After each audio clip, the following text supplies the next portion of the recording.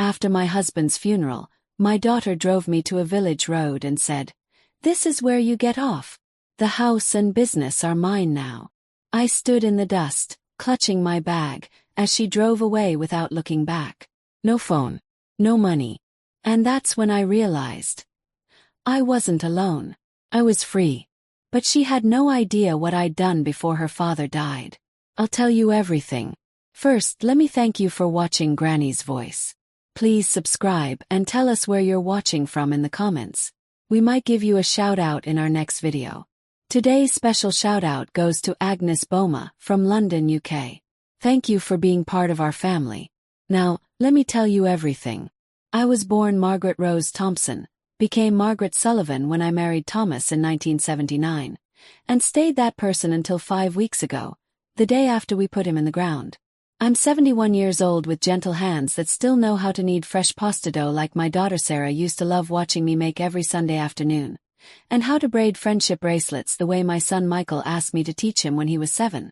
I'm sharing this so you understand that before everything fell apart, I was just a grandmother who thought she had raised decent kids.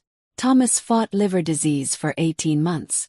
The kind that eats away at you slowly, giving you time to say goodbye but never enough time to really accept what's coming. We kept it between us at first, just the two of us. Our children were living their busy lives. Sarah with her yoga studio business in Portland that seemed to always need emergency money from Dad. And Michael with his tech startup dreams in Seattle that never quite worked out but always needed another loan from us. "They don't need this worry right now," Thomas had whispered, lying in our bed, the pain medicine making his voice soft. "Let them enjoy their lives without this darkness hanging over them." I agreed because I loved him deeply. But I should have known better. I should have remembered who our children really were. When they finally came home to our little cottage in Greenwood Village, Oregon, the same house where they'd grown up, where Thomas and I had built Sullivan's Garden Center. From a tiny greenhouse into the most trusted plant nursery in 3 counties. They didn't come to comfort us. They came asking questions about money. "Mom, I'm just being smart here," Sarah said, using that fake sweet voice she'd learned from her yoga teacher training. We were sitting in our sunroom, Thomas sleeping upstairs after another rough night. "The medical bills must be huge. Have you and Dad thought about selling this old place? The business is probably too much work for you both now." Sarah had run away to Portland at 19, saying small-town Oregon was too boring for someone with her ambitions. She'd only visited on holidays when she needed something, usually staying in expensive hotels because she was allergic to our cats. But suddenly, while her father was dying, she became very interested in the garden center that had embarrassed her throughout high school. Michael showed up 2 days later, driving a fancy car he couldn't afford and wearing clothes that cost more than our monthly grocery budget. 6 failed businesses in 10 years. Each one started with his father's money. Each one abandoned when it required actual hard work. But he held Thomas's hand the night before he passed and read him stories from old books, which is why I still wonder how things went so wrong afterwards. The funeral was simple, just how Thomas wanted it. He was buried in the small cemetery behind the village church where spring flowers were just starting to bloom. I stood between my children as they lowered my husband into the earth, Sarah's arm around me feeling cold and stiff, Michael crying real tears into a tissue I'd given him from my purse. "He's in a better place now," the pastor said softly. And I hoped that was true and not just words people say to make death feel less scary. Thomas and I weren't deeply religious people, but we'd gone to church enough that Pastor Jenkins knew to talk about Thomas's love for growing things rather than heaven and angels.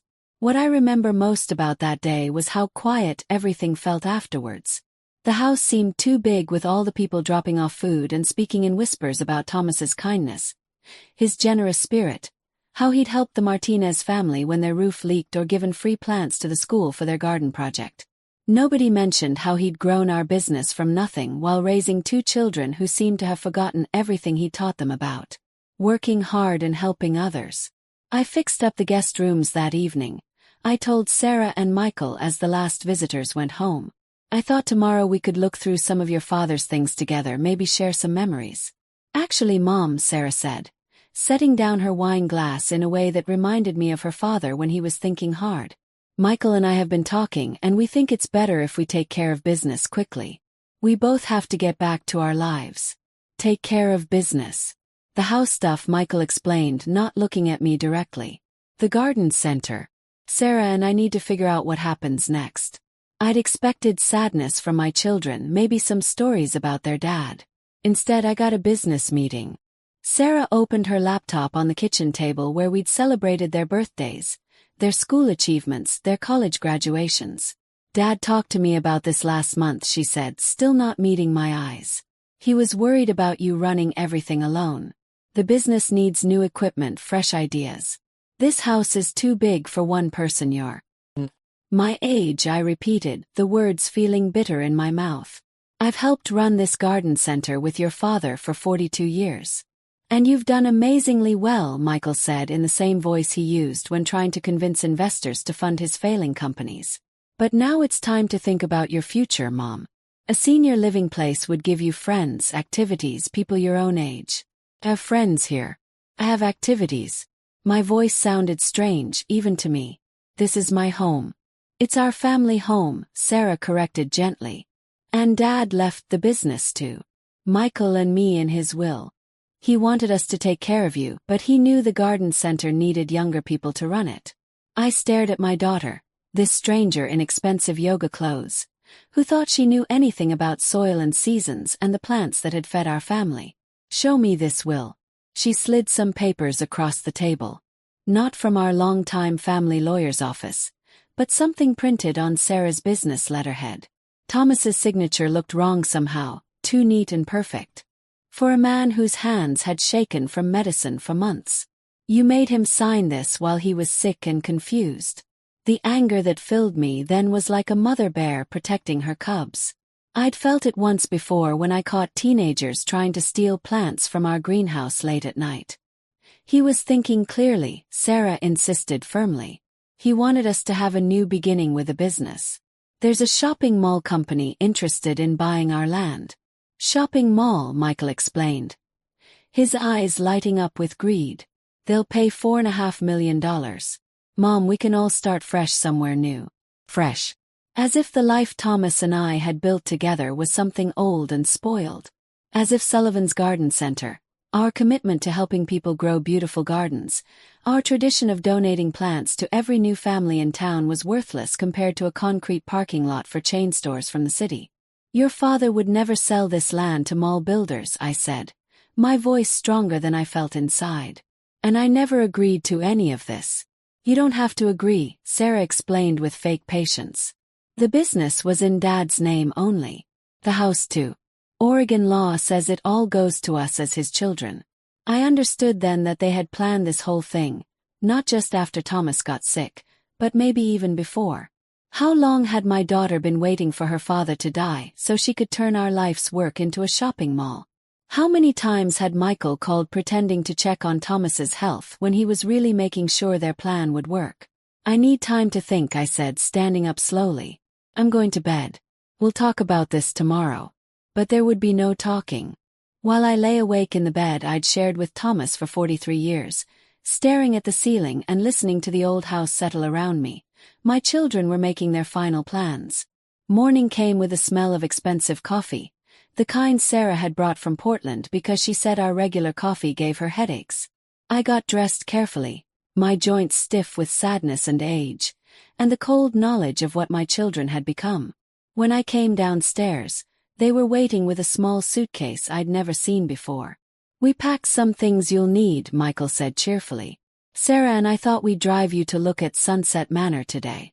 It's a really nice place for older people just 1 hour from here. I'm not going to look at any old people's home, I said, pouring myself coffee with hands that barely shook. This is where I belong. Mom, please be reasonable, Sarah sighed. The paperwork is already done. We're meeting with the mall people next Tuesday. You can't live here anymore. I looked at my daughter, really looked at her, and saw nothing of Thomas in her face anymore. Nothing of the little girl who used to help me water seedlings in the greenhouse, asking a million questions about how plants grow. Nothing but a stranger who saw me as something in her way. I need to get my medicine from upstairs, I said quietly. And I want to take a few pictures with me. Course, Mom, Michael agreed, looking relieved. Take whatever personal stuff you want. We can mail the rest to you later. I walked through my home one more time, touching the wooden stair railing Thomas had fixed and painted every spring. The family photos covering our hallway walls. The reading nook where I'd told bedtime stories to both my children when they were small. In the bathroom I got my medicine, but I also took my passport and important papers from the secret drawer behind the mirror that Thomas had built when we worried about break-ins years ago. In our bedroom closet, behind Thomas's collection of work shirts that still smelled like him, I found the small metal box with the one thing my children didn't know existed. When I came back downstairs, my purse heavier but my heart somehow feeling lighter, Sarah was checking the time on her phone. Ready? She asked. Not really a question.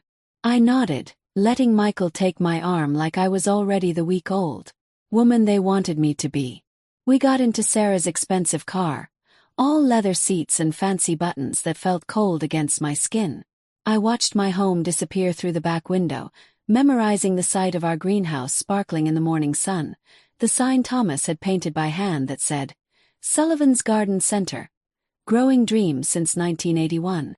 We drove through Greenwood Village's tiny main street, past the library where I still volunteered reading to children, past the community center where I taught flower arranging classes every Wednesday.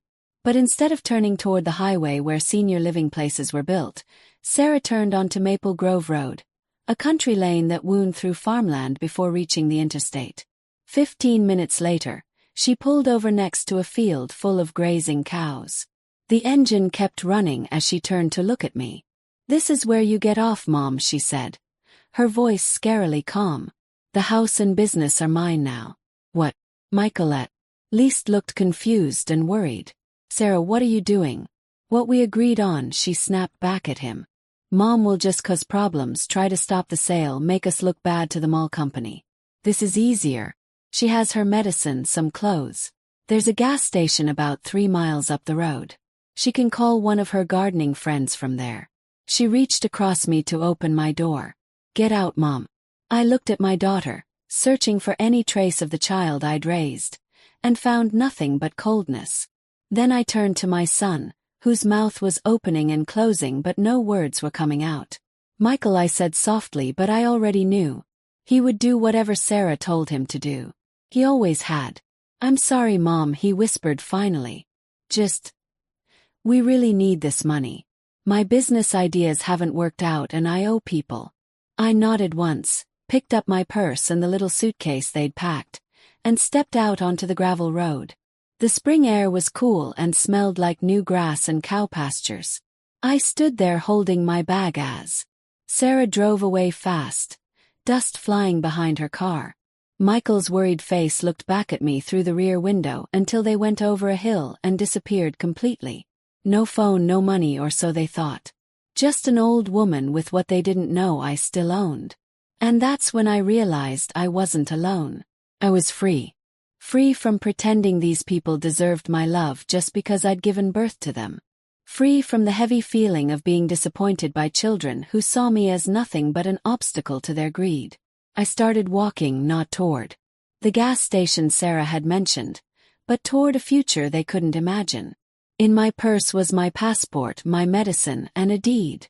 The original deed to 5 acres of prime land in my maiden name, bought before I married Thomas, before Sullivan's Garden Center grew bigger. The most valuable 5 acres, as it happened, which included the main greenhouse and the artesian well that any developer would need for their project. My children thought they'd left me with nothing. They were about to learn how completely wrong they were. The walk back to town took almost 3 hours. My comfortable shoes weren't made for country roads, but I didn't mind. By the time I reached Patterson's general store at the edge of Greenwood Village, my feet hurt and the afternoon sun had made me thirsty, but my mind was crystal clear about what I had to do. I sat on the bench outside the store for a few minutes, watching normal people come and go with their groceries and everyday problems, people who had no idea that Margaret Sullivan, who judged their vegetable contests at the county fair for 20 years, had just been thrown away like trash by her own children. Mrs. Sullivan. I looked up to see Jenny Patterson, the store owner's granddaughter, looking worried. Are you okay? You look a little tired. Just getting some fresh air, Jenny. It's been a difficult day. She nodded, glancing at my suitcase. I heard about Mr. Sullivan. I'm real sorry. He was always so kind to everyone. Yes, he was. I stood up slowly. Jenny, could I use your phone? I seem to have left mine at home. Course you can. She led me inside, past shelves of local honey and homemade jam to the small office behind the counter. Take all the time you need. I didn't call any of my gardening friends like Sarah had suggested. I called David Chen, our family lawyer for 25 years. Margaret, I've been trying to reach you since yesterday. I was surprised not to see you at the will reading. My grip tightened on the phone. What will reading? David was quiet for a moment. The will reading. Your children brought me a document, but I had serious questions about it. I've been trying to contact you since then. I've been dealing with some family issues, I said, keeping my voice steady despite the rage building inside me.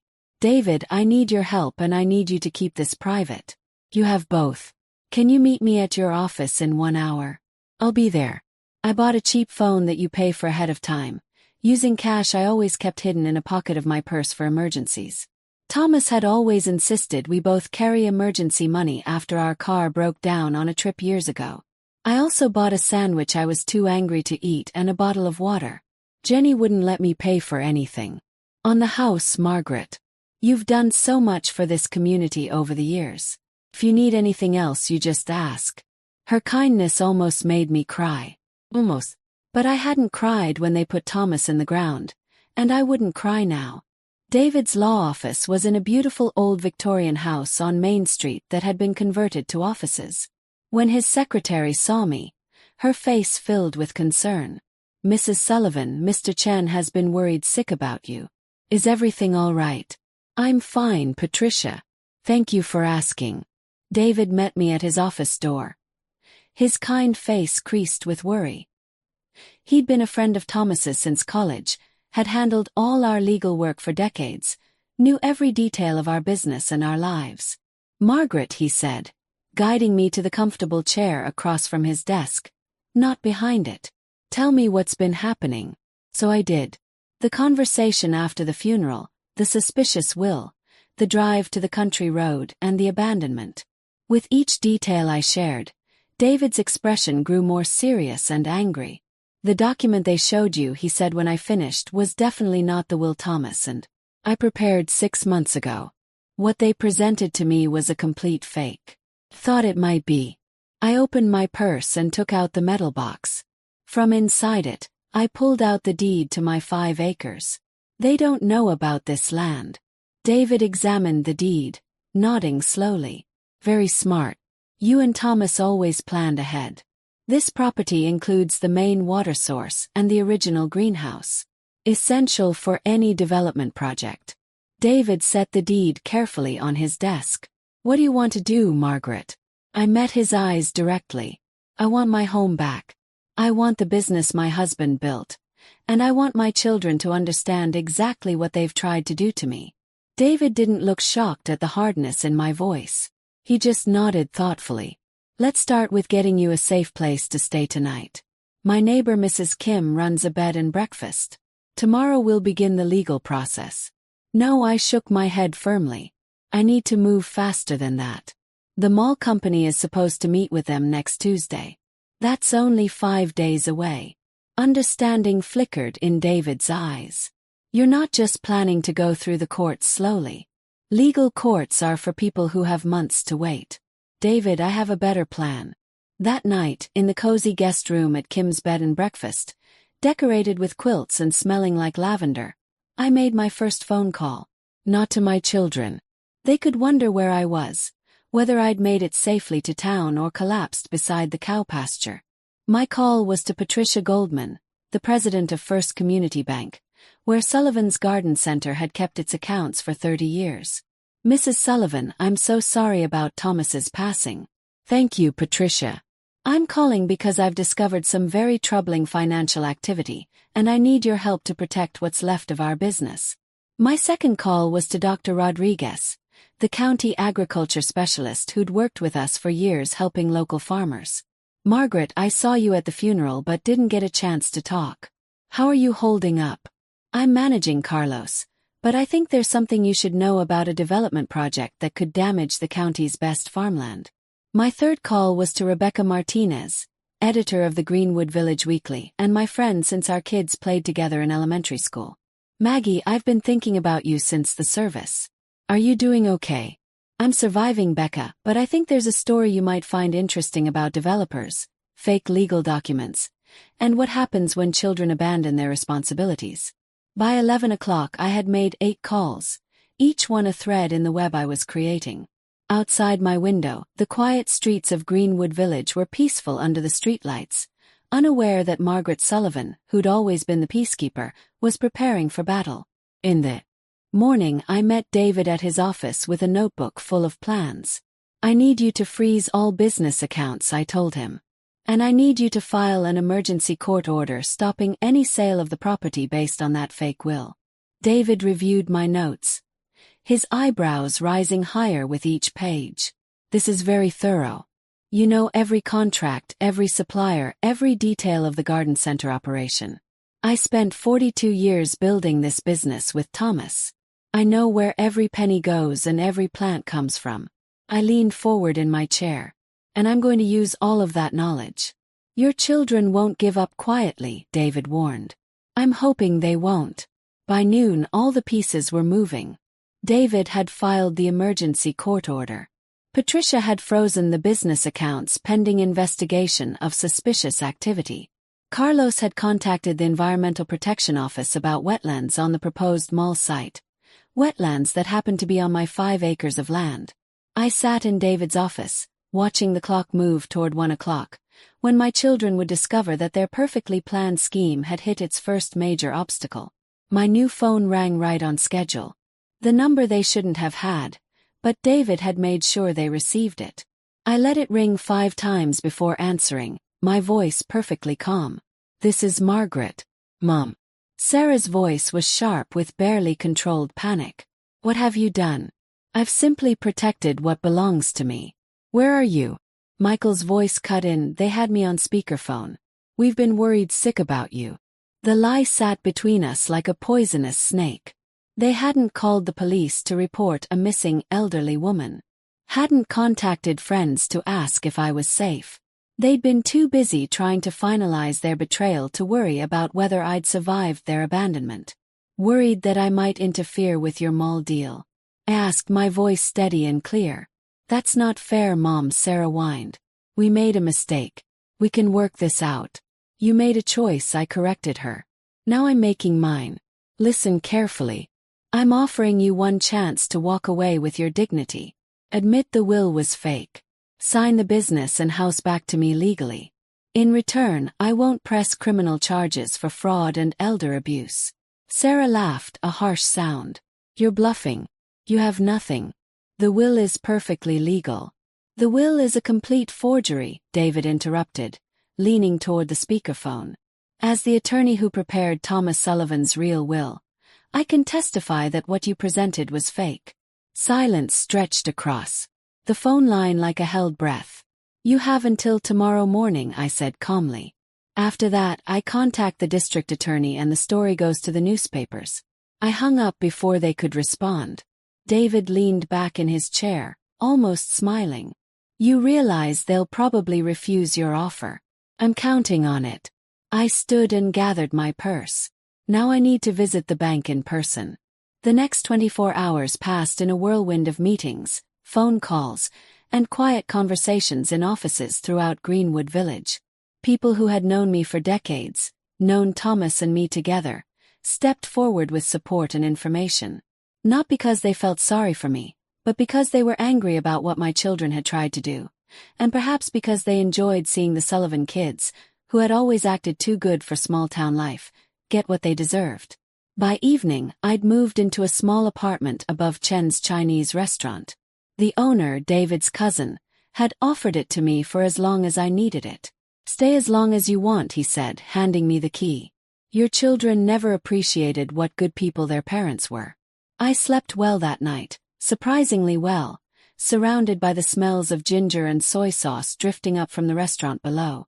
In the morning, I dressed in clothes Rebecca Martinez had lent me, a nice blouse and slacks that fit perfectly, and prepared for the next phase of my plan. At exactly 9 in the morning when the courthouse opened, I filed paperwork asserting my legal ownership of the 5 acres that included the water rights and main greenhouse, property that made any development impossible without my permission.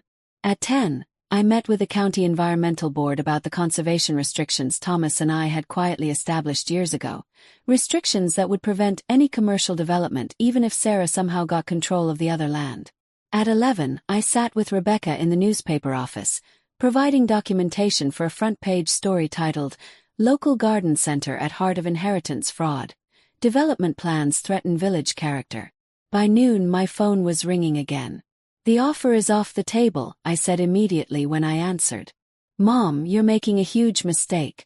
Sarah's voice had lost all pretense of sweetness. "The mall company's lawyers are threatening to sue us if we can't deliver the property as promised." "That sounds like your problem. Not mine." "You don't understand," Michael broke in, his voice high with panic.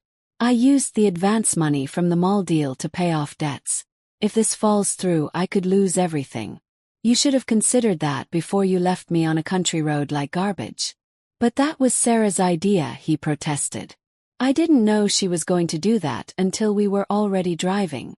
The betrayal between my children gave me no satisfaction. None of this made me happy. It was simply necessary justice being served. The bank records show you withdrew $15,000 2 days before your father's funeral, Michael," I said, keeping my voice clinical and cold. "You were both planning your fresh start before we even buried him." He started crying then, the same dramatic sobs I'd heard throughout his childhood when he didn't get his way. "It's too late for tears," I continued. "David will send you the legal papers. You both sign away any claims to Sullivan's Garden Center and the house. In return, I don't press charges for fraud, elder abuse, and theft." "What about the $15,000? Sarah asked, her business mind still calculating angles. "That money is gone," I replied simply. "You get to avoid jail time. That's all you get now." I hung up and set the phone down, then looked out the window of David's office at the town where I'd spent my entire adult life. Across the street, people were setting up for the weekly farmers market, the same way they had every Thursday for decades. Normal people living honest lives where children didn't abandon their mothers on empty roads. "They'll fight this," David said, setting a cup of tea next to me. "Let them try." I didn't touch the tea. "I have one more call to make." I dialed a number I'd memorized years ago but rarely used. "Hello, Robert. It's Margaret Sullivan. I think it's time I asked for that favor you owe Thomas." Robert Kim had been Thomas's business partner in their very first greenhouse 30 years ago, before he moved to Sacramento to start what became the largest landscaping company in Northern California. When Robert's first business failed, Thomas had loaned him money to start over. Money that helped him build an empire now worth millions. "Margaret," his voice was warm but surprised. "I was planning to call you after I heard about Thomas. I'm so sorry for your loss." "Thank you, Robert. I need your help with a situation involving my children and some developers who prey on grieving families." I explained everything. The fake will, the abandonment, the mall company's plans. Robert listened without saying a word. When I finished, the silence went on so long I thought we'd been disconnected. "I'll be in Greenwood Village tomorrow morning," he finally said, his voice tight with controlled anger. "These mall developers, Platinum Properties, I know them. They've been destroying small communities up and down the West Coast. Margaret, what they tried to do to you fits a pattern we've been tracking. I've been looking for a way to stop them. And now you have one," I said simply. "Yes, we do. Don't sign anything until I arrive. And Margaret, I'm sorry about your children. Some people just turn out wrong despite good parenting." "I no longer have children," I replied quietly. "I just have enemies now." That night, I sat in David's cousin's kitchen after the restaurant closed, drinking tea and helping him prepare vegetables for the next day's lunch specials. "You should eat something," he said gently, pointing to the soup he'd made for me. You need strength for what's coming. I'm not hungry, I admitted. Food felt unnecessary, just fuel to keep going. Heard your daughter is staying at the expensive hotel outside town. He mentioned while chopping onions. Your son is still at your house. People are talking. Let them talk. The small-town information network had always annoyed my children, but now it served me well. Every move they made I knew about within hours. Rebecca's article will be in tomorrow's paper, he continued. Got a call from a reporter in Portland too. They want to do a follow-up story about developers targeting elderly people. Something about Platinum Properties having problems with other projects. I nodded, not surprised. Robert's call had confirmed what I'd suspected. These developers had a pattern of targeting vulnerable property owners, especially older people dealing with family deaths. Have I been too harsh? The question slipped out before I could stop it. Not self-doubt, just genuine curiosity about whether my response fit the crime. David's cousin stopped chopping and looked at me seriously. You and Thomas were good people, Mrs. Sullivan. Your children made their choice when they left you on that road. Now they have to live with the consequences. That seemed like enough of an answer. Morning brought Robert Kim, looking exactly like the successful businessman he'd become. Expensive suit, confident manner, but with the same kind eyes I remembered from 30 years ago. Margaret, he hugged me briefly, then got straight to business. We've filed legal challenges against Platinum Properties in 4 counties. Now we add yours to the list. For the next 3 hours, I watched a master strategist at work. Robert didn't just know business law. He used it like a precision tool, cutting away at the developer's plans piece by piece. By lunchtime, he had drafted documents that would not only stop the mall project but potentially shut down Platinum Properties entirely. Your children's signatures, he said, sliding papers across David's desk. We need them to officially withdraw their fraudulent claims. Otherwise, this drags on for months in court. Vincent tells me they're still refusing to cooperate. They'll sign, I said with complete certainty. They just need the right motivation. I pulled out my phone and called District Attorney Williams, whom I'd known since she was a little girl taking swimming lessons at the community pool. Janet, it's Margaret Sullivan. I'd like to discuss filing criminal charges against my children. Robert raised an eyebrow but said nothing as I made an appointment for later that afternoon. When I hung up, he nodded with something like admiration. You always were tougher than Thomas let on. Thomas knew exactly how tough I was, I corrected. He just never thought I'd need to use it against our own family. Just after 3 o'clock my phone rang again. Sarah's voice, clipped and formal. We'll sign your papers. But we want something in writing saying you won't pursue criminal charges. I already offered that yesterday, I reminded her. The terms have changed since then. What do you want now? She sounded defeated. Which gave me no pleasure at all. Meet me at David's office at 5 o'clock. Bring Michael. I'll explain my final terms then.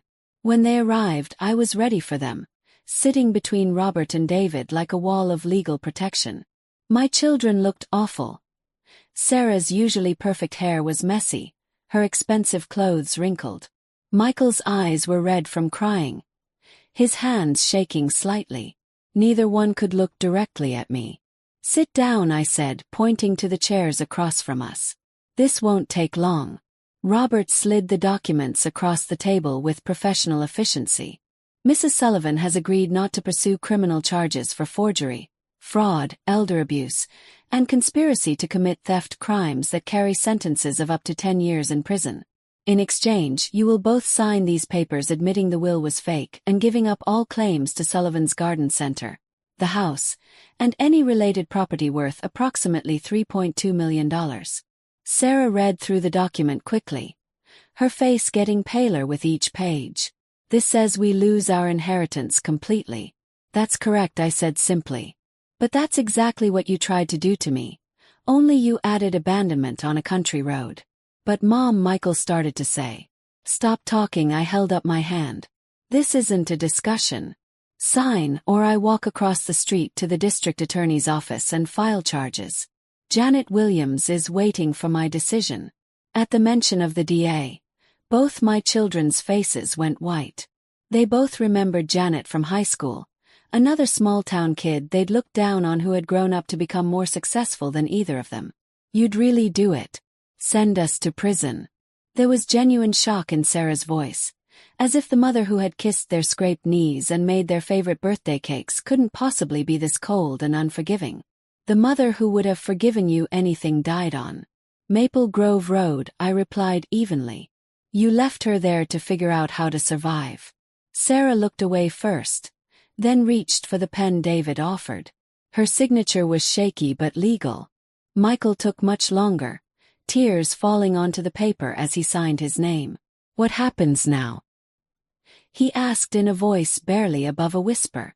"Now you leave Greenwood Village," I said, gathering the signed documents. "Both of you. Today. If I see either of you in this town again, I will file charges regardless of these papers." "But the mall company," Sarah asked weakly. "What about our contract with them?" Robert smiled coldly. "Platinum Properties will be notified that the land was never legally for sale. They'll also be receiving notice of our lawsuit for their part in attempting to defraud a widow." My children left without another word, walking separately to their cars in the parking lot behind David's office.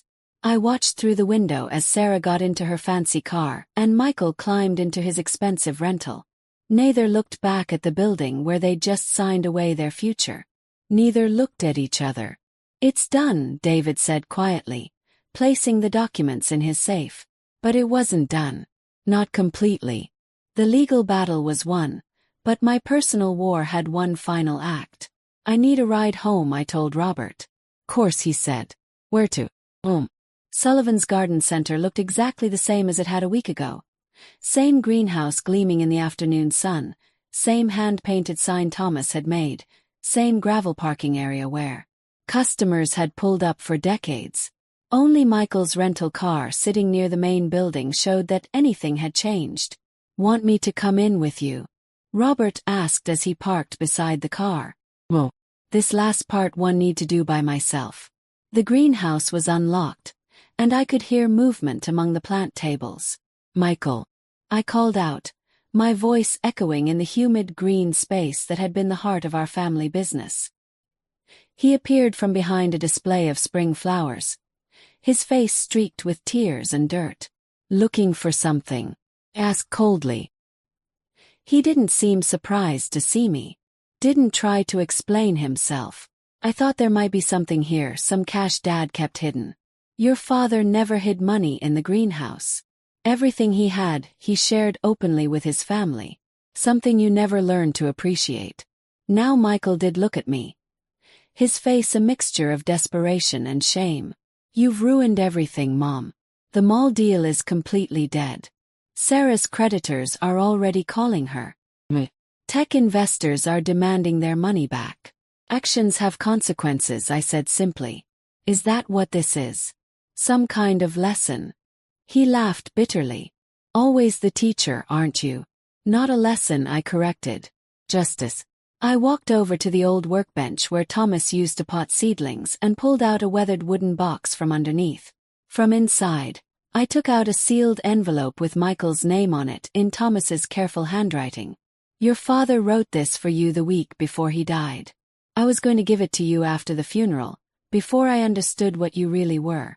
Michael reached for it desperately, but I held it back. "Did you even love him? Or were you just waiting for him to die so you could cash in?" Something flickered across his face. Maybe real grief, maybe just embarrassment at being caught. "I did love Dad," he whispered. "You loved his money," I corrected sharply. "The safety net he provided, the investments he made in your failing businesses. What was it this time, Michael? Bad gambling debts. Another startup that crashed." His silence told me everything I needed to know. "Your father built something that could have supported generations of our family if you'd cared enough to learn how it worked." I placed the envelope on the workbench between us. "Instead, you tried to sell it for quick cash to pay off your mistakes. The garden center business is old-fashioned," he said weakly. "Dad couldn't see that things were changing.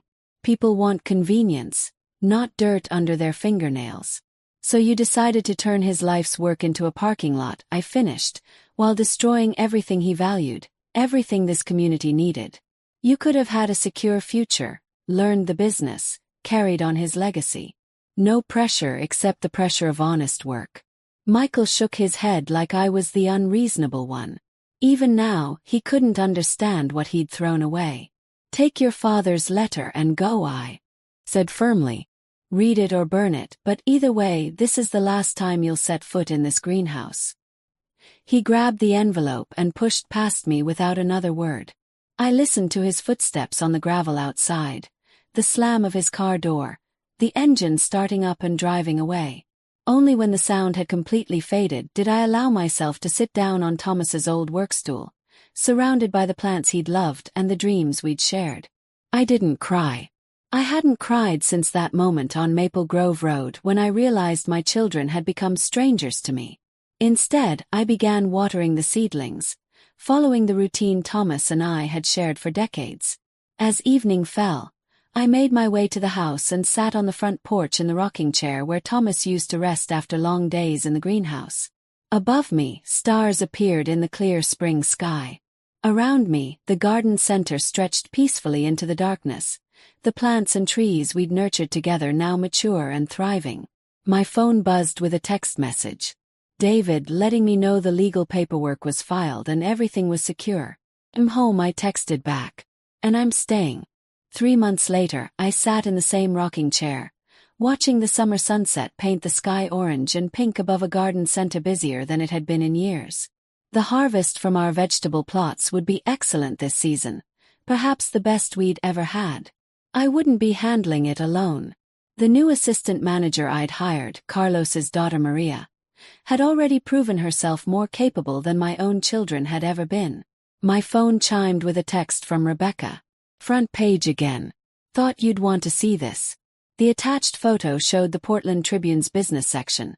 Platinum Properties CEO arrested in multi-state fraud scheme. The smaller headline mentioned Sullivan's Garden Center as the case that had triggered the investigation, revealing a pattern of elder exploitation across the entire West Coast. I set the phone aside, feeling only quiet satisfaction. Justice served, though it had taken longer than I'd hoped. Another text arrived from an unknown number. "Mom, please. It's been 3 months. Can we please talk?" I deleted it without reading it completely, just like I'd deleted the others. Michael had been reaching out since the scandal broke, since his creditors took his car, his apartment, everything he'd bought with borrowed money expecting the garden center windfall. Sarah had stopped contacting me entirely, though David heard she'd moved back in with an old boyfriend in Portland after losing her yoga studio to debt collectors. My children were learning the hardest lesson of their lives, that some mistakes can't be undone, some bridges can't be rebuilt once they're burned completely. As darkness settled over the garden center, I rocked gently in Thomas's chair, listening to the evening sounds of crickets and night birds, the gentle hum of the greenhouse fans. In my lap was a notebook where I'd been sketching plans for Sullivan's Garden Center's future. A children's gardening program for the local school, expanded organic growing classes, maybe even a small cafe in the old storage building where people could sit among the plants and enjoy fresh food. Thomas would have loved these ideas. We talked about similar dreams before his illness took over our conversations with treatments and hospital visits. "I'm doing it, Thomas," I whispered to the quiet night air. "Everything we planned, everything they tried to destroy, it's all growing again."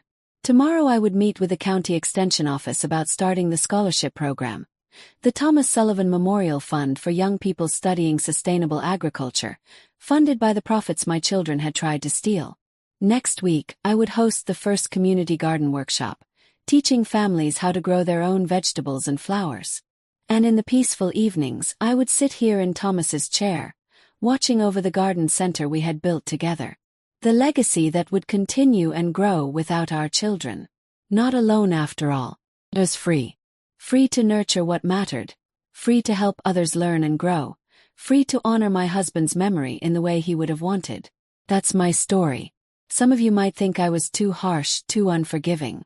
Some might say it's cruel to cut off your own family so completely. But remember what I told you at the start.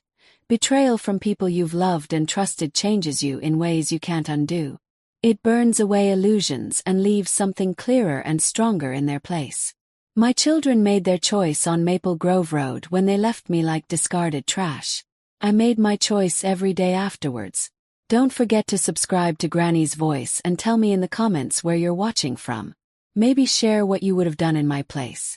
Would you have forgiven them, or would you, like me, have chosen justice over family loyalty? Either way, remember this important truth. Some people mistake kindness for weakness until they learn too late what real strength looks like.